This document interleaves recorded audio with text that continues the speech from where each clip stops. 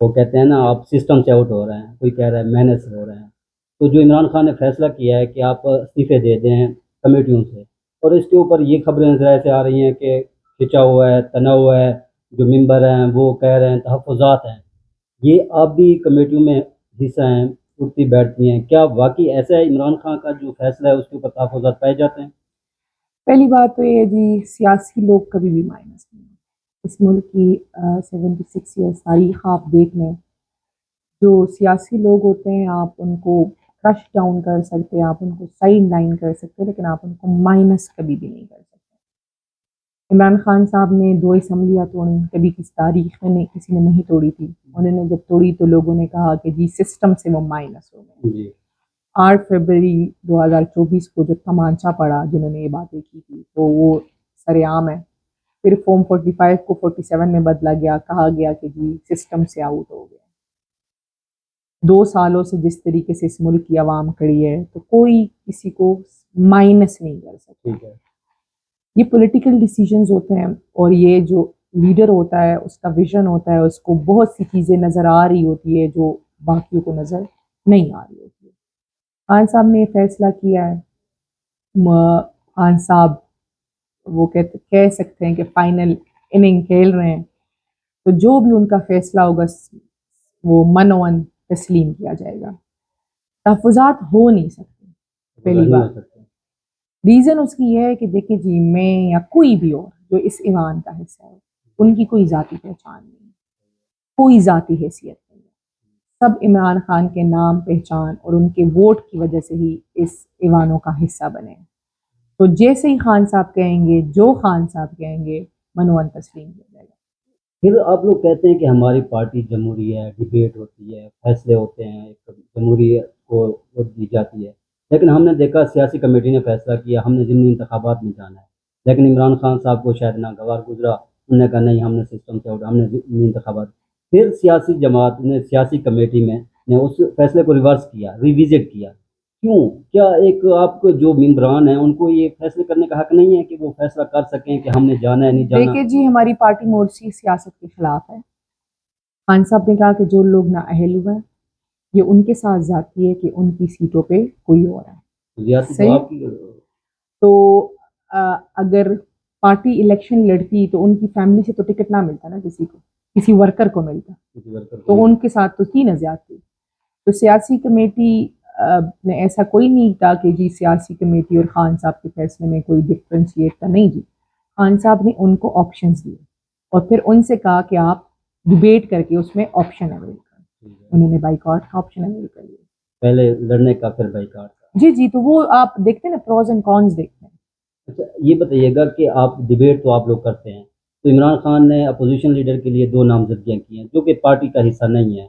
آپ کو پتہ ہے کہ محمود چکزئی صاحب، علامہ راجہ ناصر صاحب، اس کے اوپر کیا ڈیبیٹ ہے؟ آپ اپنے کیا کہتی ہیں کہ یہ ٹھیک فیصلہ ہے یا پارٹی سے ہونا چاہیے؟ اس کے اوپر کیا آپ دیکھیں کی جی، ہماری اس ٹائم جو یہ لڑائی ہے یہ عہدوں کے لیے نہیں ہے، یہ ٹھیک ہے۔ سیٹوں کے لیے نہیں ہے، یہ لیڈر آف اپوزیشنز یا پرائم منسٹر یا پریزیڈنٹ بننے کے لیے نہیں ہے۔ یہ ایک تحریک ہے اس ملک کی حقیقی آزادی کے لیے کی تحریک، اس ملک میں آئین اور قانون کی سربلندی کی تحریک۔ یہ صرف پی ٹی آئی کا فرض نہیں ہے، نہ یہ پی ٹی آئی یہ اکیلے کر سکتے ہیں، یہ تحریک 25 کروڑ عوام کی تحریک ہے۔ اور خان صاحب جس کو بھی بہتر سمجھیں گے، جو بھی، میں نے آپ کو بتایا نا کہ بہت سی چیزیں لیڈر کو پتہ ہوتی ہے، ون مین ڈیسیژن ہوگا، باقیوں کو نہیں۔ اور دیکھیں جی، اس ملک کے 25 کروڑ عوام کا لیڈر ہی ایک ہے، تو جب لیڈر ایک ہو تو 1 مین ڈیسیژن ہوتا ہی ہے۔ صحیح ہے؟ اگر باقی لیڈران ہو تو یقین کریں،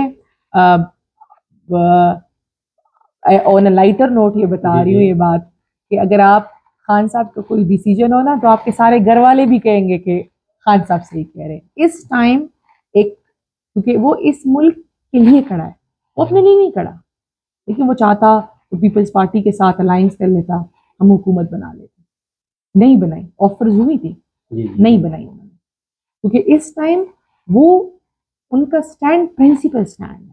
ان کے لیے یہ معنی نہیں رہتا کہ پارٹی کا اپوزیشن لیڈر بنے، ان کے لیے یہ معنی رکھتا ہے کہ جو ہم اس تحریک جو شروع ہے، جو یہ ان کا مقصد ہے، وہ کامیاب ہو۔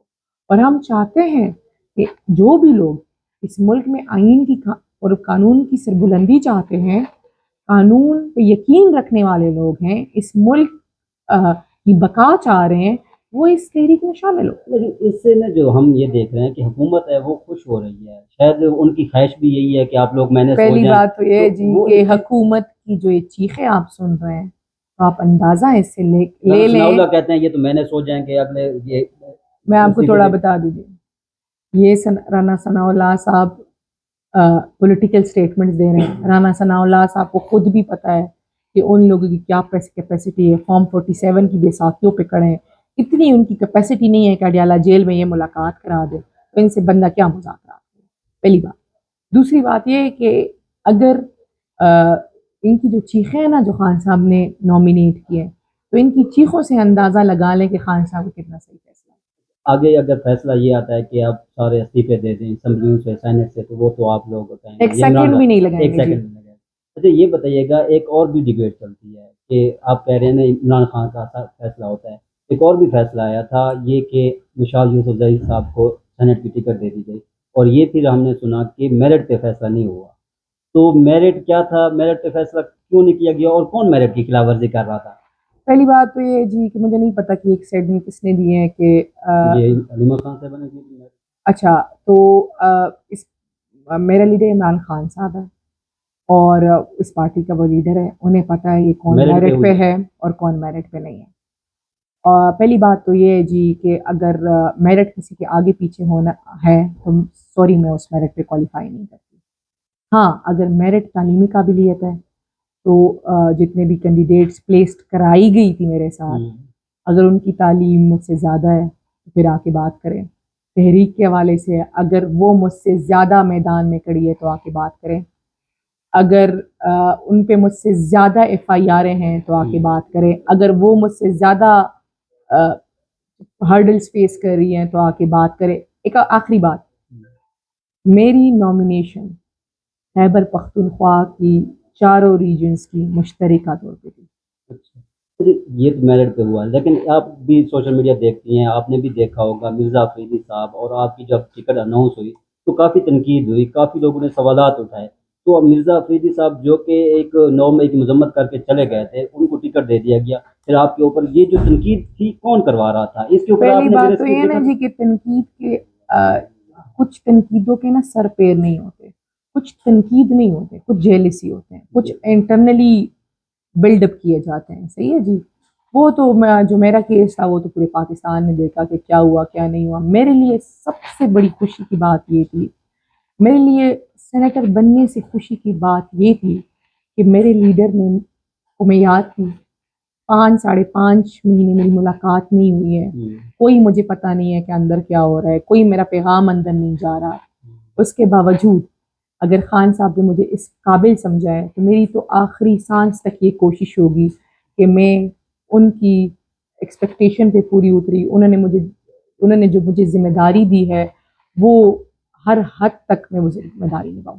اچھا آخری سوال ہے کہ ایک یہ ہے کہ اس وقت جو سب سے بڑی زیادہ ڈبیٹ چل رہی ہے، آپ وکیل بھی ہیں ماشاء اللہ، قانون بھی جانتی ہیں، اس لیے آپ سے یہ سوال بنتا ہے کہ جو آرمی چیف کی ایکسٹینشن ہے، وہ کہتے ہیں کہ ہم نے جو مدت ملازمت ہے وہ بڑھا دی ہے، وہ کہہ رہے ہیں کہ رانا ثناء اللہ کے ایکسٹینشن کی ضرورت نہیں ہے، کوئی نوٹیفیکیشن کی ضرورت نہیں ہے، لیکن آپ کی پارٹی سے سلمان اکرم راجہ کہتے ہیں نوٹیفیکیشن کی ضرورت ہے، تو آپ اس کو کیسے سمجھتی ہیں اور کیا ایکسٹینشن ہونی چاہیے جس کے اوپر آپ کی پارٹی نے معافی دیکھیں بھی مانگی؟ جی امینڈمنٹس ہوتی ہے ریٹروسپیکٹو اینڈ پروسپیکٹو، یہ لیگل ٹرمز ہوتے ہیں، لیکن آسان الفاظ میں آپ کو سمجھاؤں کہ جو ان کی نوٹیفیکیشن تھی انیشیل وہ 3 سال کی ہوئی ہے، صحیح ہے۔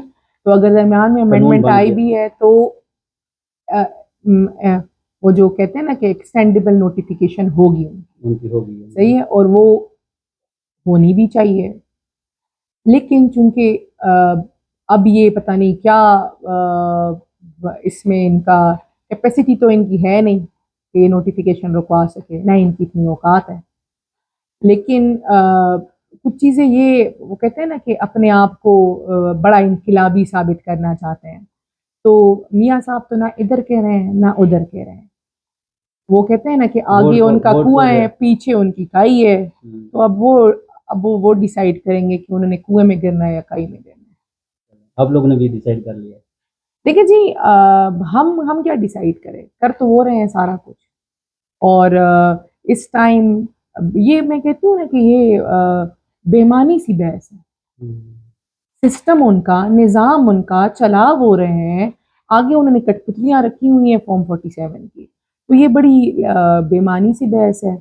اور رہ گئی بات میرے خیال سے اس ملک کی بقا کے لیے، اس ملک کے لیے ضروری ہے کہ ذاتی اناؤ کو اب پیچھے کیا جائے، اس ملک کا دیکھا جائے، اور جب ہم اس ملک کا سوچیں گے نا تو بہت سے فیصلے لینے آسان ہو جائیں گے، اور شاید جو لاقانونیت ہے وہ ختم ہو جائے گی۔ اس ٹائم تو صرف ایک ہی ہے کہ جی آپ قانون سازی ایسے کرو جس سے آپ عمران خان کو نقصان دو، آپ آئین میں ترمیم کرو تاکہ پی ٹی آئی کو کرش کرو، آپ جو بھی چیز کرو آپ اینٹی پی ٹی آئی آپ کو سوٹ کرتی ہے، کیونکہ دیکھیں اس ٹائم وہ جو یہ پی ایم ایل این ہے، پی پی پی ہے، ان کی انشورنس پالیسی یہی ہے کہ جی فوج اور پی ٹی آئی میں کلیش لگا رہے تاکہ لڑائی یہ چلتی رہے، لوگ بیٹھے رہیں۔